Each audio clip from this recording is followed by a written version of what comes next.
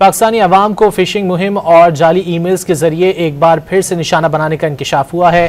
जाली ईमेल खुद को पाकसेर्ट की सरकारी एडवाइजरी जाहिर करके अवाम को निशाना बना रही है। काबीना डिवीजन के मातहत इदारे national computer emergency response team ने एडवाइजरी जारी कर दी है। पाकिस्तानी अवाम को फिशिंग मुहिम और जाली ईमेल्स के जरिए एक बार फिर से निशाना बनाने का इंकशाफ हुआ है। जाली ईमेल खुद को पाकसेर्ट की सरकारी एडवाइजरी जाहिर करके अवाम को निशाना बना रही है। पाकिस्तानी अवाम को फिशिंग मुहिम और जाली ईमेल्स के जरिए एक बार फिर से निशाना बनाने का इंकशाफ हुआ है।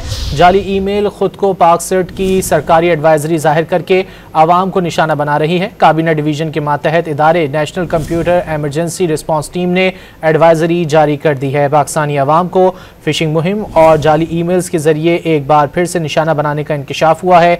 जाली ईमेल खुद को पाकसेर्ट की सरकारी एडवाइजरी जाहिर करके अवाम को निशाना बना रही है।